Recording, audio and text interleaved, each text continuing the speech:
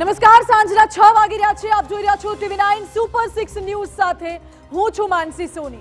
Super 6 માં વાત કરવી છે આજના દિવસના દરેક મહત્વના સમાચારોની, 6 મુદ્દાઓની અને ખૂબ જ દુઃખ સાથે મારે તમને એ જણાવવું પડે છે કે આજના 6 એ જ મુદ્દા છે ખૂબ જ ચિંતાજનક. રાજકોટમાં અગ્નિકાંડ મુદ્દે 6 વિરુદ્ધ નોંધાઈ છે ફરિયાદ, પણ સવાલ એ કે કોણ છે અસલી ગુનેગાર? જાણીશું કે તબેલામાંથી ઘોડા છૂટ્યા બાદ તંત્રે તપાસનો કેવો બોલાવ્યો છે ધમધમાટ. અને પશ્ચિમ બંગાળમાં દરિયાઈ આફતના વર્તાઈ રહ્યા છે એંધાણ, તેના વિશે પણ અંતમાં કરવી છે વાત. આજે સૌથી પહેલા મુદ્દામાં વાત રાજકોટના એ ભયાનક અગ્નિકાંડની કે જેના ઘા રૂજાશે પણ કે કેમ, તે મોટો સવાલ છે. ઘટનાની પ્રારંભિક તપાસમાં જ ગેમ ઝોન પાસે ફાયર એનઓસી ન હોવાનો ઘટસ્ફોટ થયો છે. હાલ તો 6 વિરુદ્ધ નોંધાઈ છે ફરિયાદ, પરંતુ ખુદ તંત્રની કામગીરી સામે જ ઉઠી રહ્યા છે અનેક સવાલો.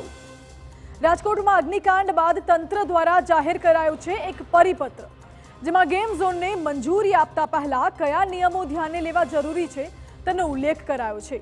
ત્યારે સવાલ થવો તો સ્વાભાવિક છે કે શું અત્યાર સુધી ઊંઘતું હતું તંત્ર? ત્રીજા મુદ્દામાં અમે આપને બતાવીશું સાક્ષીઓની જુબાની, ડેથ ઝોનનો અહેવાલ, શનિવારની એ ગોઝારી સાંજ, હકીકતમાં શું ઘટ્યું અને કેમ લોકોનું બહાર નીકળવું મુશ્કેલ બન્યું તે પણ ટેકનિકલી જાણીશું. સાથે જ વાત એ આક્રંદની કે જોઈને તમારું મન પણ વિચલિત થઈ જશે, પરંતુ આ દ્રશ્યોમાં તમારા સુધી આ દ્રશ્યોનું પહોંચવું જરૂરી છે.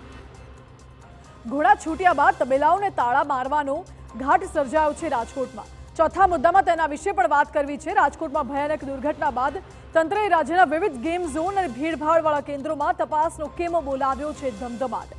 અને તેમાં સામે આવ્યા છે ખૂબ જ ચોંકાવનારા અહેવાલ. મુદ્દો એ કે વેકેશન પૂરું થવા આવ્યું ત્યારે જાગ્યું તંત્ર. આટલા સમયથી ભીડ હતી ભગવાન ભરોસે. રાજકોટ બાદ પાંચમા મુદ્દામાં દિલ્હીના ભયાનક અગ્નિકાંડની વાત પણ કરીશું કે 7 નવજાતે ગુમાવ્યા પ્રાણ. અહીં પણ એ જ લાલિયાવાડીના દ્રશ્યો સામે આવ્યા છે. ગેરકાયદે ચાલતા ઓક્સિજન રિફિલિંગ સેન્ટર તરફ તંત્રએ કર્યા છે આંખ આડા કાન, અને 7 માતાઓનો ખોળો થઈ ગયો છે સૂનું. આખરે જવાબદાર કોણ? અંતમાં વાત ભયાનક ચક્રવાતની પણ કરવી છે કે જે ખૂબ જ ઝડપથી પશ્ચિમ બંગાળ તરફ આગળ વધી રહ્યું છે. આજે મધ્યરાત સુધીમાં વાવાઝોડું રેમલ પશ્ચિમ બંગાળ અને બાંગ્લાદેશના કાંઠાના વિસ્તારમાં ત્રાટકવાની શક્યતા છે, અને તેને લઈને જાહેર કરાયું છે રેડ એલર્ટ. સૌથી પહેલા